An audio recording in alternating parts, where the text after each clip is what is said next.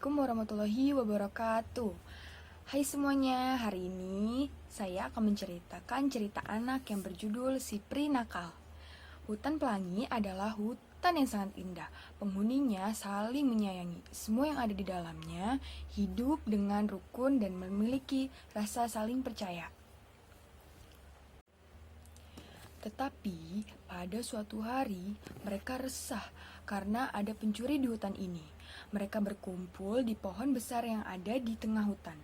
Masing-masing bercerita tentang barang-barang mereka yang diambil oleh si pencuri yang misterius itu. Berli, si beruang yang pertama berbicara.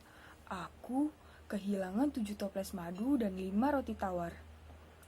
Kami kehilangan semua kenari kami, kata Kuki dan Kiku si tupai kembar dengan sedih.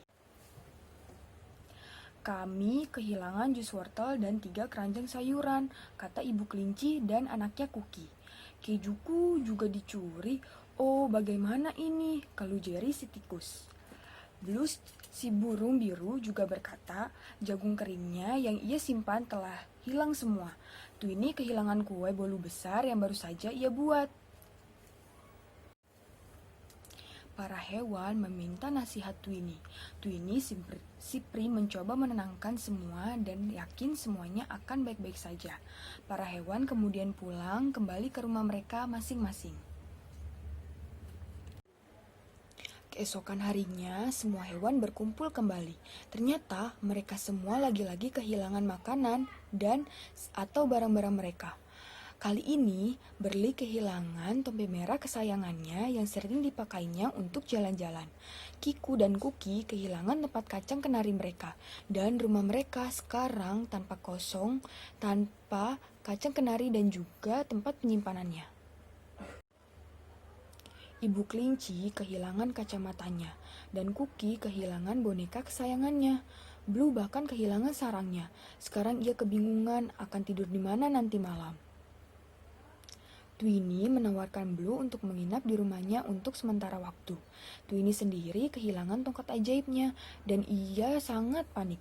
Jangan sampai tongkat itu ditemukan oleh si Pri Nakal dan salah digunakan.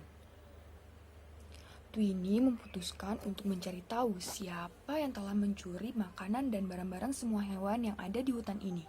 Ia berjalan menyusuri hutan dan di balik pohon tua itu ia mendengar suara tawa. Twinnie mengintip diam-diam. Oh, ternyata seorang pri jahat sedang bermain dengan tongkat ajaibnya. Dan di sekitarnya terdapat makanan dan barang-barang temannya yang hilang.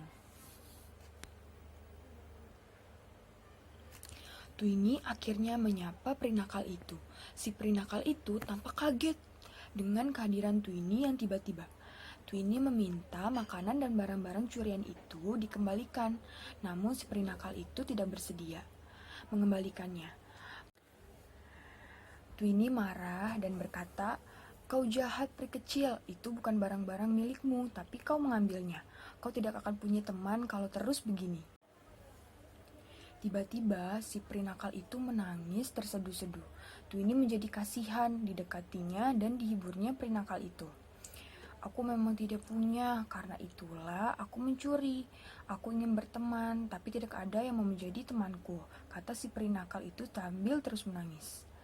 Aku mau menjadi temanmu, asal kamu mau mengembalikan semua yang telah kamu curi dan berjanji tidak akan mencuri lagi, kata Twinnie. Si pri nakal itu pun tersenyum dan mengangguk.